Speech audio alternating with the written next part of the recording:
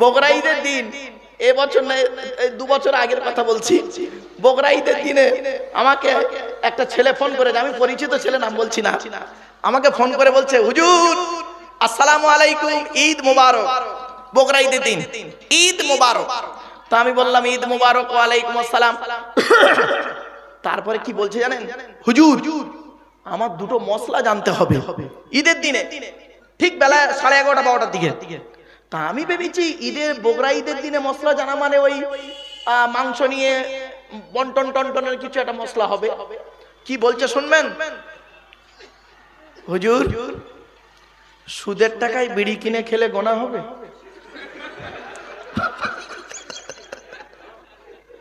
কি বললো, সুদের টাকায় বিড়ি কিনে খেলে গোনা হবে? তা আমি চুপ করে গেছি, কিছু আর বলি। বলে আর একটা মশলা কি?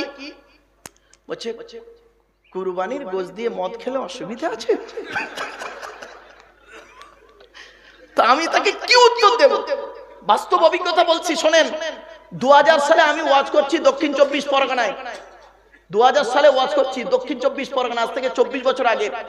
4 ঘন্টা ওয়াজ করেছি, ওয়াজ কমপ্লিট। এবারে মোনাজাত করব। হঠাৎ থেকে একটা লোক উঠে দাঁড়ালো, উঠে দাঁড়িয়ে বলছে অতগুলো লোকের সামনে, হুজুর আমার একটা মশলা আছে, প্রশ্ন আছে। তা আমি বললাম বাবা কি প্রশ্ন বাবা? তা বলছে হুজুর সুন্দরবন জঙ্গলের ভিতরে অজু করে নামাজের মুসাল্লা বিছিয়ে আমি নামাজ পড়ছি, এমতো অবস্থায় আমার সামনে রয়্যাল বেঙ্গল টাইগার বাঘ এসে হাজির। এখন এই মুহূর্তে আমি নামাজ পড়বো না নামাজ ছেড়ে দেবো? এখন আমি চিন্তা করলাম এর দলিল, এর উত্তর কোরআনেও নেই, হাদিসেও নেই। অতএব ও যখন আনাড়ির মতো প্রশ্ন করেছে, আমার উত্তরটা ওরকম আনাড়ির মতো দিতে হবে। তখন আমি বললাম বাবা ওই সুন্দরবন জঙ্গলের ভিতরে যখন নামাজ পড়ছো অজু অবস্থায়, আর এমতো অবস্থায় তোমার সামনে রয়্যাল বেঙ্গল টাইগার বাঘ এসে হাজির, ওই বাঘ দেখে যদি তোমার অজু থাকে তাহলে নামাজ পড়বে, আর অজু চটে গেলে পালাবার লাইন করবে।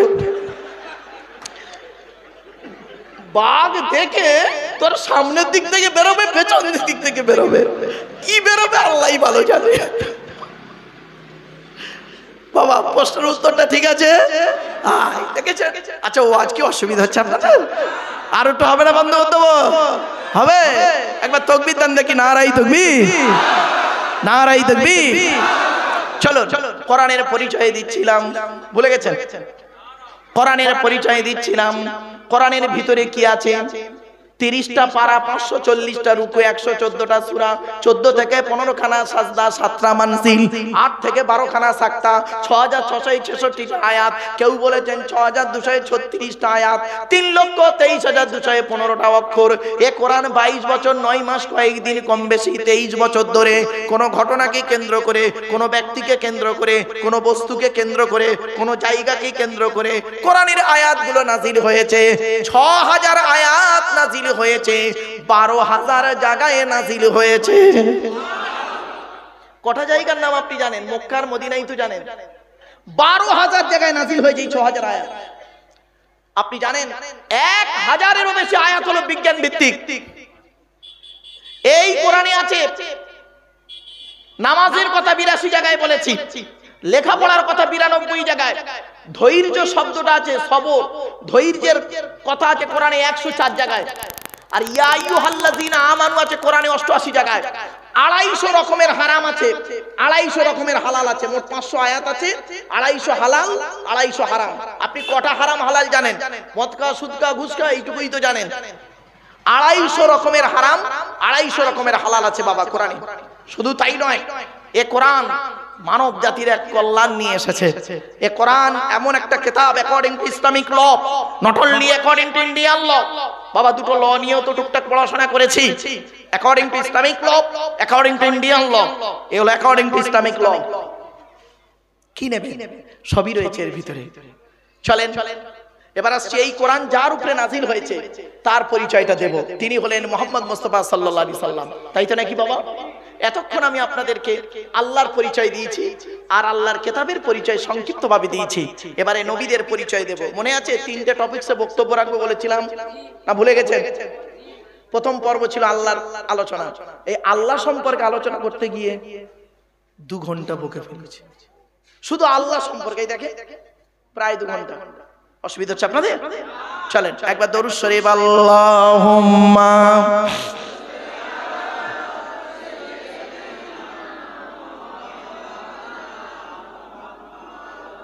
ওয়া আলা আলি সাইয়্যিদিনা। আমার বাপেরা, এবার আসছি নবীদের পরিচয় বলে যাচ্ছি। নবী হতে গেলে তার পরিচয় হলো 3টি। কটা কটা কটা কি কি? একটা আল্লাহর পরিচয় কটা বলেছিলাম? 4টে। নবীদের পরিচয় 3টে। কি কি? 1 নাম্বার, যিনি নবী হবেন তার চরিত্র উত্তম হতে হবে।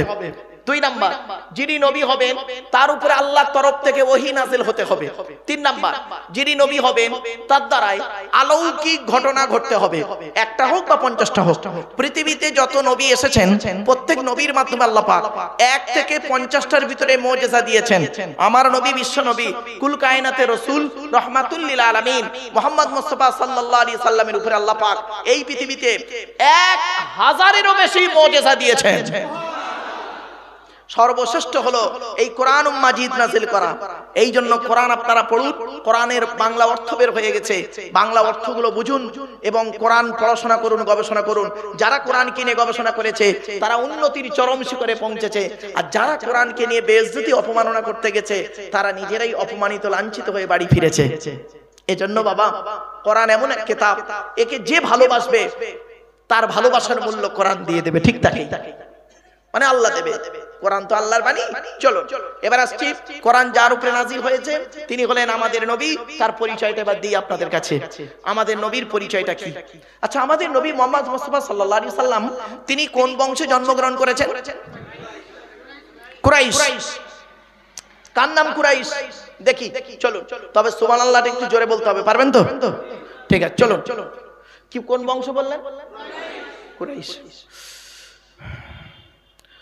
মুহাম্মাদের বাপের নাম আব্দুল্লাহ, আব্দুল্লাহর বাপের নাম আব্দুল মুত্তালিব, আব্দুল মুত্তালিবের বাপের নাম আব্দে মান্নাফ, আব্দে মান্নাফের বাপের নাম হাশেম, হাশেমের বাপের নাম কুসাই, কুসাইয়ের বাপের নাম কিলাব, কিলাবের বাপের নাম মুররা, মুরার বাপের নাম লুবাই, লুবাইয়ের বাপের নাম কাব, কাবের বাপের নাম গালিবি, গালিবের বাপের নাম ফিকির, ফিকির থেকে কুরাইশ বংশ এসেছে। নবীর বাপের নাম আব্দুল্লাহ, মায়ের নাম আমিনা, দাদার নাম আব্দুল মুত্তালিব, দাদির নামটা কি? নেতিলা বিনতে খব্বাব ব্র্যাকেটে ফতেমা, কেউ বলেছেন সামিরা। নবীর নানার নাম হলো আব্দুল ওয়াহাব জুহরি, নবীর নানির নাম হলো বারিরা বা বাররা, নবীর দুধমার নাম হলো হালিমা, নবীর দুধ বাপের নাম হলো হারেস, নবীর দুধ ভাইয়ের নাম আব্দুল্লাহ, নবীর বাপের নাম আব্দুল্লাহ, নবীর দুধ ভাইয়ের নাম আব্দুল্লাহ, দুটো যেন এক করে ফেলবেন না। নবীর জন্ম 570 খ্রিস্টাব্দে, ইংরেজি কি মাস ছিল? 29 আগস্ট। 570 খ্রিস্টাব্দের 29 আগস্ট, আরবি মাস ছিল রবিউল আউয়াল মাস, 12 তারিখ, মতান্তরী 9 তারিখ, সোমবার সবে সাদেকের সময়ে আরবের মক্কা নগরী কুরাইশ বংশে নবীর জন্ম। নবীর বাপেরা হলো 10 ভাই, নবীর মায়েরা হলো 19 বোন। নবীর 9টা চাচা, 18টা খালা, 6টা ফুফু, 7টা ছেলে মেয়ে। আপনি তো কিছুই জানেন না মুহাম্মদ সাল্লাল্লাহু আলাইহি ওয়াসাল্লাম সম্পর্কে। আপনার ধারণাটাই তো মুহাম্মদ সাল্লাল্লাহু আলাইহি ওয়াসাল্লাম সম্পর্কে কিছুই নেই। অনুরোধ করে বলে যাচ্ছি, একটু জেনে যান। নবীর কটা চাচা বললাম বাবা? 9টা। কটা? 9টা। এবার নামগুলো শুনে নিন। বড় চাচার নাম হলো হারেস। কি বললাম? হারেস, জুবায়ের, মুকাইয়িম, ফাইদাক, জাইদাক, আবুল আহাব, হামজা, আব্বাস, আবু তালেব। নবীর বাপ হলো আব্দুল্লাহ। নবীর 7টা ছেলে মেয়ে, 3টে পুত্র সন্তান, 4টে কন্যা সন্তান। নবীর 3টে পুত্র সন্তানের নাম কি? বড় ছেলেটার নাম হলো কাসেম। কি বললাম? কাসেম। তারপরে ছেলেটার নাম হলো তাহের বা তৈয়েব। ছোট ছেলেটার নাম হলো ইব্রাহিম। 4টে কন্যা সন্তানের নাম কি? বড় মেয়েটার নাম হলো জাইনাব, রুকাইয়া, উম্মে কুলসুম। ছোট মেয়েটার নাম হলো ফতেমা, যার সঙ্গে নবীজি আলীর বিবাহ দিয়েছিলেন। ঠিক না বেঠিক? আচ্ছা, আলীকে জামাই করতে গেলেন কেন নবী?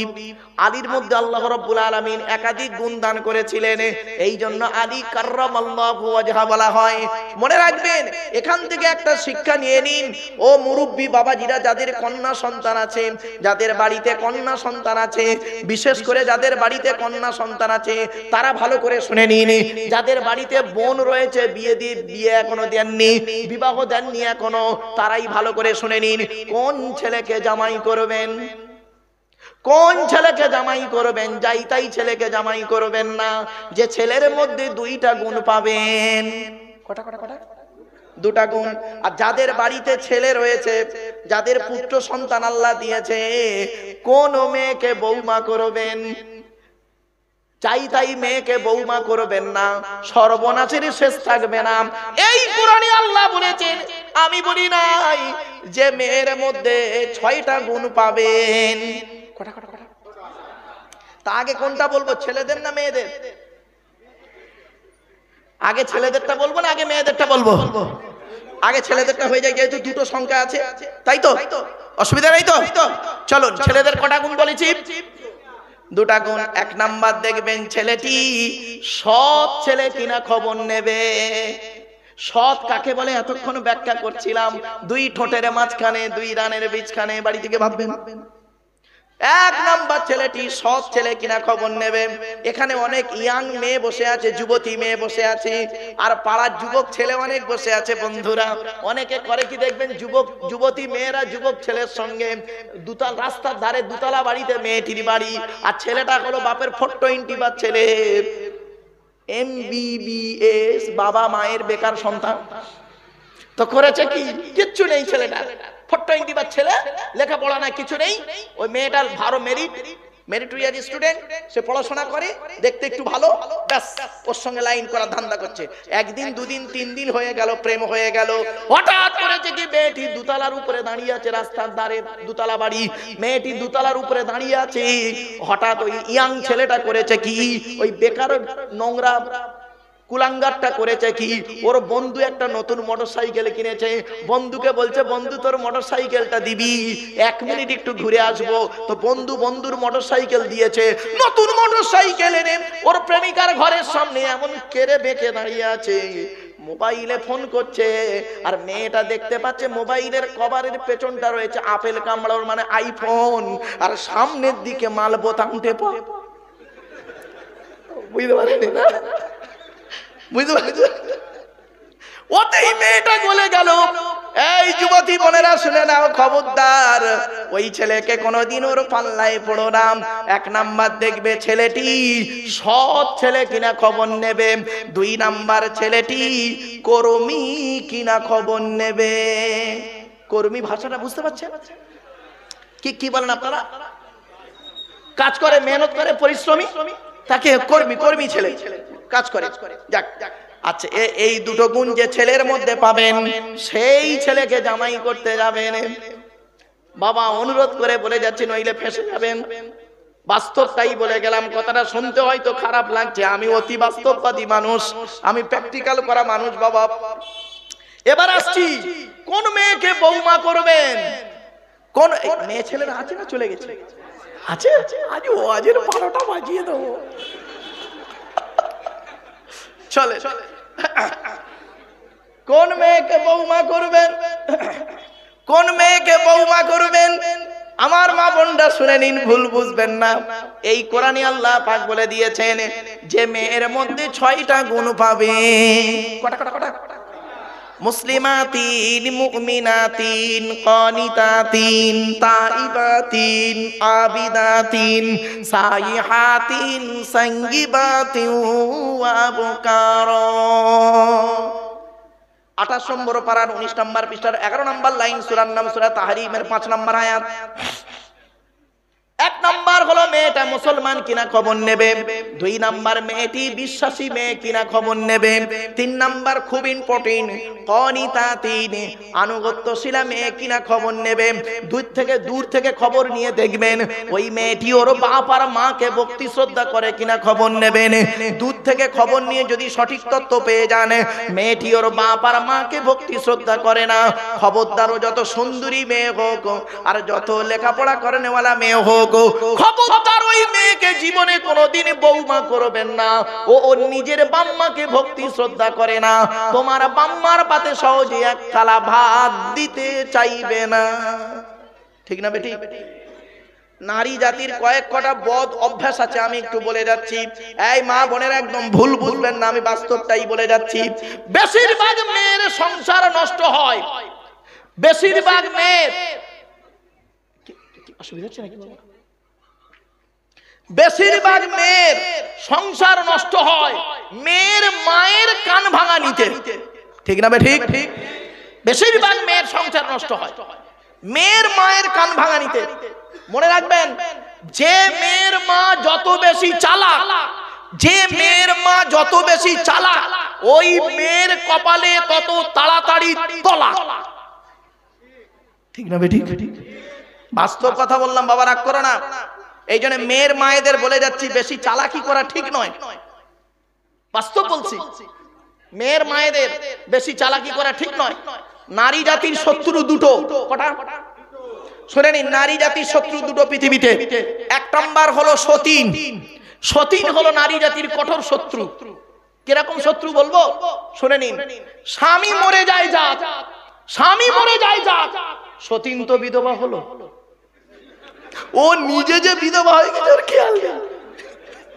সতীন বিধবা হয়েছে, ওতেই ও খুশি। 2 নাম্বার হলো ননদ। কি ননদ বলেন তো নাকি ভাই আপনারা? স্বামীর বোনকে ননদ হলো নারী জাতির চরম শত্রু।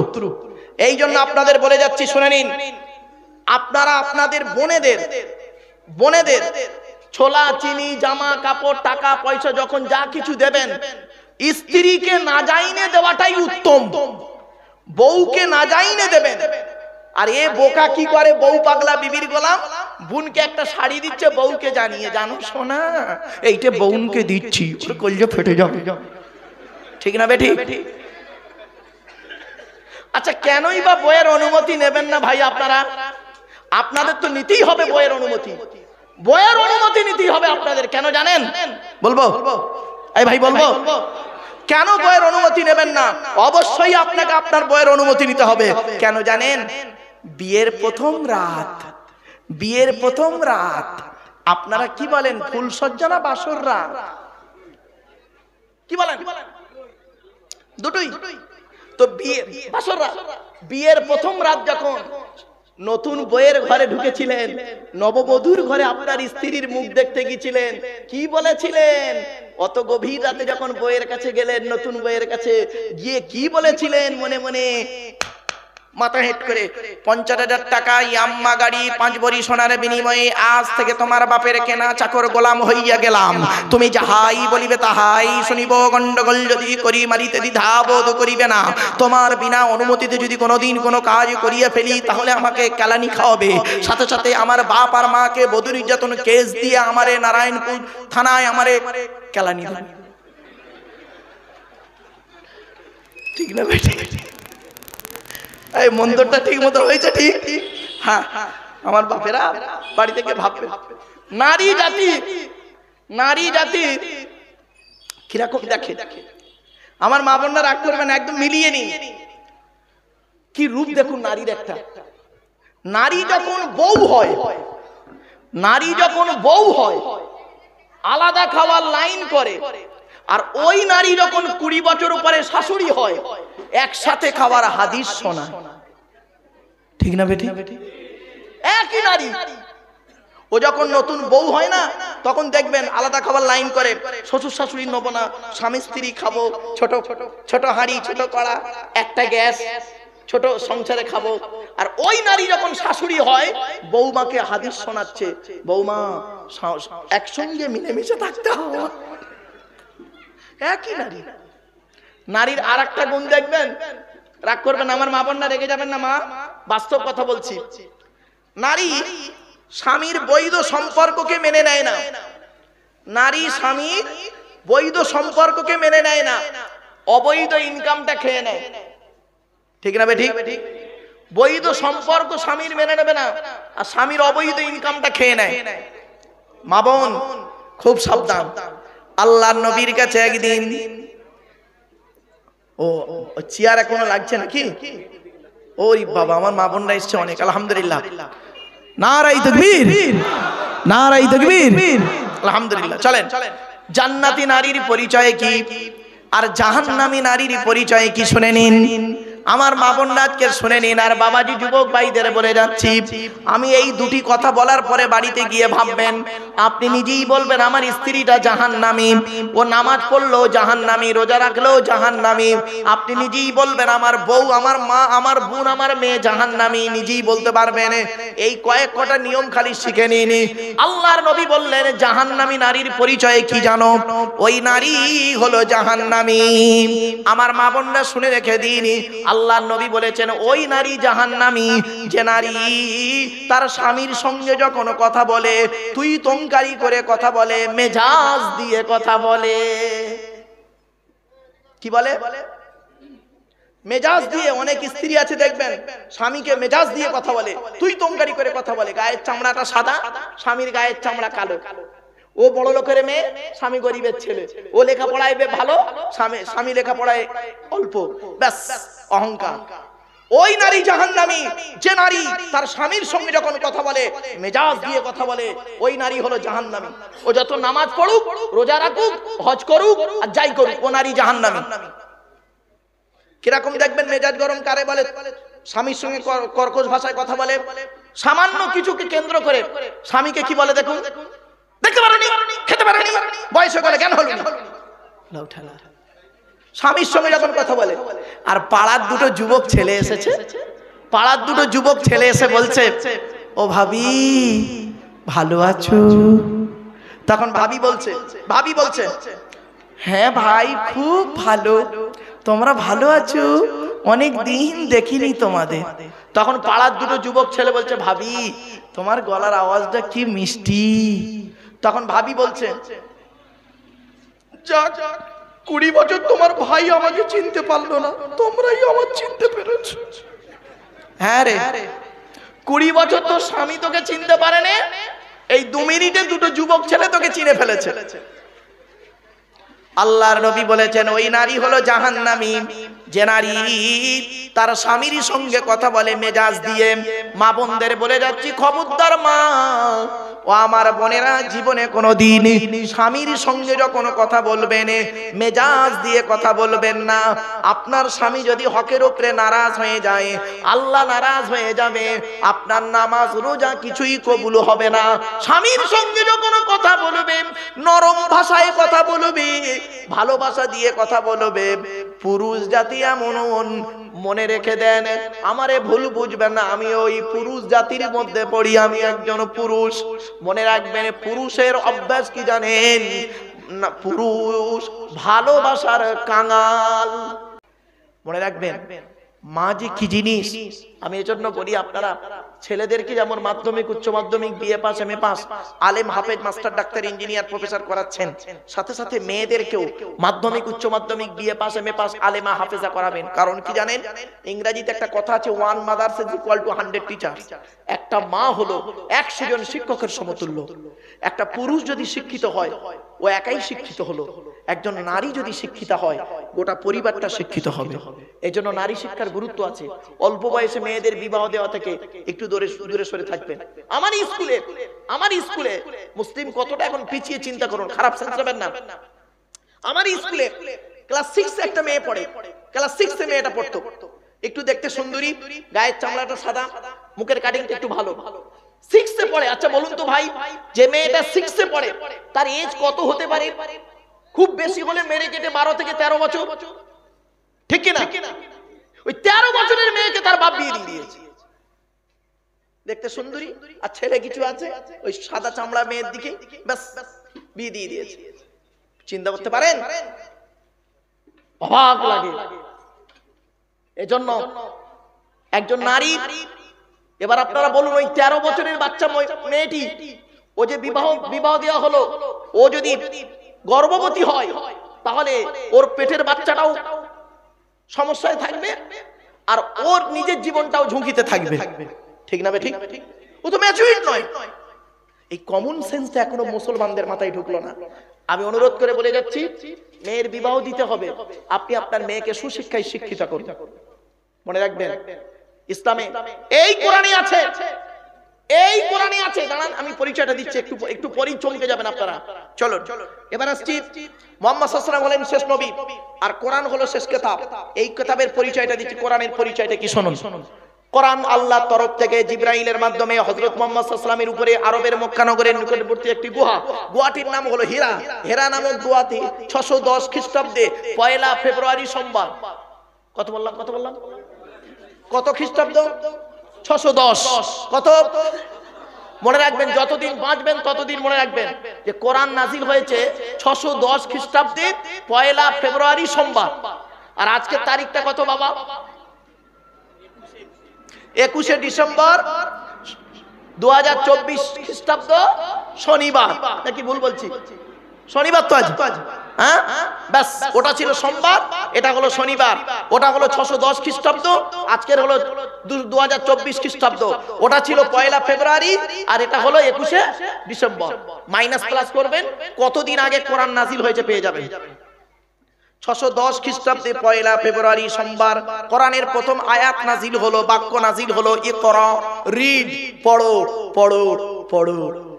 আর কিছু মুসলমানদের এখন বাক্য শুনবেন, গেল গেল গেল, পেট শান্তি দুনিয়া শান্তি। অনেক মুসলমানের বাড়িতে গিয়ে দেখবেন, অনেক মুসলমান ভাইয়ের বাড়িতে গিয়ে দেখবেন কিতাব কিনে রেখেছে, ছেলে আমার মাস্টার, ডাক্তার, ইঞ্জিনিয়ার, প্রফেসর হবে, আলেম হাফেজ হবে। আর অনেক মুসলমানের বাড়িতে গিয়ে দেখবেন সামসেট গুলোতে বিশাল বড় বড় তরকারির হাঁড়ি আছে, মাল বগরাই দিয়ে বেরোবে। ঠিক না ঠিক? রাগ করবেন না, বাস্তব কথাটাই বললাম। কথাটা শুনতে হয়তো হাসি লাগলো, অতি বাস্তব কথা বললাম। শুনুন, এগিয়ে যাচ্ছি। এই কোরআনে আছে 82 জায়গায় নামাজের কথা, কত কত কত কত, আর 92 জায়গায় আছে লেখাপড়ার কথা। কত জায়গায়? তা কোন সংখ্যাটা বেশি, 82 না 92? তাহলে লেখাপড়ায় পিছিয়ে কেন? কেন লেখাপড়ায় পিছিয়ে? আপনারা জানেন, প্রফেট মুহাম্মদ সাল্লাল্লাহু আলাইহি ওয়াসাল্লাম বলেছেন, উতলুবুল ইলমা মিনাল মাহাদি ইলাল লাহাদ, দোলনা থেকে নিয়ে কবর পর্যন্ত লেখাপড়া শেখো। যে জাতি লেখাপড়ায় পিছিয়ে, সে জাতি সব দিকে পিছিয়ে। আমি এজন্য একটা কথা বলি, আপনারা জানেন, শতমূর্খ লয়ে আমি স্বর্গে নাহি যাব, দ্বাদশ পণ্ডিত নিয়ে পাতালেই রব। 100 জন মূর্খ মানুষকে নিয়ে স্বর্গে গিয়ে কোনো লাভ নেই, 12 জন শিক্ষিত লোককে নিয়ে নরকে থাকা অনেক ভালো। আর প্রচলিত বাংলায় একটা বাক্য আমরা বলি, মূর্খ বন্ধুর থেকে শিক্ষিত শত্রু ভালো। কেন বলি জানেন? শিক্ষার গুরুত্ব এত বেশি। প্রফেট মুহাম্মদ সাল্লাল্লাহু আলাইহি ওয়াসাল্লাম বলেছেন শিক্ষার গুরুত্ব কি, আর আমরা তো গুরুত্বই দিইনি শিক্ষা নিয়ে, লেখাপড়াকে নিয়ে গুরুত্ব দিইনি। আমাদের চিন্তা ভাবনা কি? মুসলিমদের, বেশিরভাগ মুসলিমের চিন্তা ভাবনা কি? ওই মাধ্যমিক পাস করেছে, চাকরি পাবি, চাকরি পাবি, যা জরি দর্জি ফুল মেশিন, আর গড়ির কাজ, সোনার কাজ, বলের কাজ, ছেলের কাজ, ঝালাইয়ের কাজ, আর রাজমিস্ত্রির জোগাড়, রাজমিস্ত্রির কাজ কর, ব্যাস এইটাই তো। মনে রাখবেন, চাকরি পাওয়ার জন্য লেখাপড়া শেখে না। বাস্তব বলছে, what is the definition of education? Education শব্দটার মধ্যে লুকায়িত E D U C A T I O N. E থেকে ইগারলি, বি থেকে ডেভেলপমেন্ট, ইউ থেকে ইউনিভার্সাল, সি থেকে ক্যাপাবিলিটি, এ থেকে অ্যাক্টিভ, টি থেকে টলারেন্স, আই থেকে ইন্টেলিজেন্ট, ও থেকে ওবিডিয়েন্স, এন থেকে ন্যাচারাল। এতগুলি গুণে গুণান্বিত বস্তুকে বলা হয় এডুকেশন বা শিক্ষা। যাকে তাকে শিক্ষা বলে না। শিক্ষাটা নেবে কে? যে নেবে তাকে বলা হয় স্টুডেন্ট। Hui is student? এই ছেলেরা, এই মেয়েরা, হুই ইজ স্টুডেন্ট? স্টুডেন্ট কাকে বলে? ওই 10টায় গেল, 4টেই এলো, আমতলা, জামতলা, বুড়ির বেলতলা, বাসতলা, ইকোপার, নিকোপার, চিড়িয়াখানা, ভিক্টোরিয়া, জাদুঘর, তারামণ্ডল আর বোটানিক্যাল গার্ডেন, নদীর পার্কে বসে একটু প্রেম নিবেদন করলো, সারা বছর পড়লো না, পরীক্ষার খাতায় টুকলি বা চুরি করলো, আর স্যার ধরলো, ছুরি মারলো, এর কোনোদিন স্টুডেন্ট বলে না। এখন লেখাপড়া কোথায় হয় জানেন? শুনে নিন, আপনাদের বলে যাচ্ছি, রাগ করবেন না কেউ। এখন লেখাপড়া হয় কোথায় জানেন? টয়লেটে। পেচ্ছাপখানায় পায়খানায়। মাধ্যমিকের সেন্টার হবে, উচ্চ মাধ্যমিকের সেন্টারের সময় দেখবেন ওই সেন্টারের পেচ্ছাপখানা পায়খানায় গিয়ে দেখবেন বইয়ের পৃষ্ঠা ছেঁড়া, টুকলি, মাইক্রো জেরক্স ফেলে রেখে চলে এসছে। আর ওই ছেলেটা আবার 20 বছর পরে স্টেজে এসে লেকচার দেবে, ওর লেকচার শুনে মানুষ হেদায়েত হবে। ঠিক এটা কিরকম দাঁড়ালো জানেন? ঠিক কাঁঠালের আমসত্ত্বের মতো। আপনারা খেয়েছেন কাঁঠালের আমসত্ত্ব? খেয়েছেন? আরে হয় না। আমার বাপেরা চলে। এবার আসছি, স্টুডেন্ট হতে গেলে কতগুলো গুণ থাকতে হবে। হিন্দু মুসলিম ছাত্র ছাত্রীরা, স্নেহের ছাত্র ছাত্রীরা, আমি তোমাদের তুমি বলে কথা বলছি, স্নেহের ছাত্র ছাত্রীরা হিন্দু মুসলিম ভালো করে শুনে নাও। Who is student? স্টুডেন্ট হতে গেলে কতগুলো গুণ থাকতে হবে? STUDENT। এক একটা লেটারের এক একটা গুণাগুণ আছে, তবেই তাকে স্টুডেন্ট বলে। এস থেকে স্টাডি, টি থেকে ট্রুথফুল, ইউ থেকে ইউনিটিভ আনকমন, ডি থেকে ডেমোনিয়াস, ই থেকে এফিসিয়েন্ট, এন থেকে নোবেল, টি থেকে টিপটপ। এতগুলো গুণে গুণান্বিত ব্যক্তিকে বলা হয় স্টুডেন্ট, যাকে তাকে স্টুডেন্ট বলে না। এখন শিক্ষাটা দেবে কি? যিনি দেবেন তাকে বলা হয় teacher. Who is teacher? Teacher হতে গেলেও কিছু গুণ থাকতে হয়।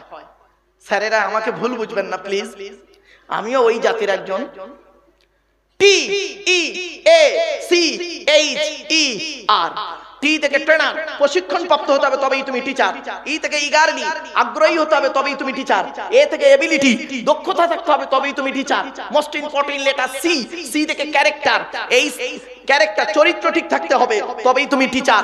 আজ থেকে 30 বছর আগে এই বয়স্ক মানুষদের জিজ্ঞাসা করুন, আমরা আমাদের স্যারেদের দেখলে সাইকেল থেকে নেমে যেতাম, ঠিক না ঠিক?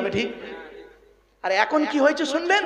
টিচার ছাত্রের সম্পর্ক বন্ধু, বিড়ি চেয়ে খায়, খৈনি মলে দে, ঠিক না বেটা? আজ থেকে অসুবিধা হচ্ছে? আজ থেকে 30 বছর আগে টিচার আর ছাত্রীর সম্পর্ক কি ছিল?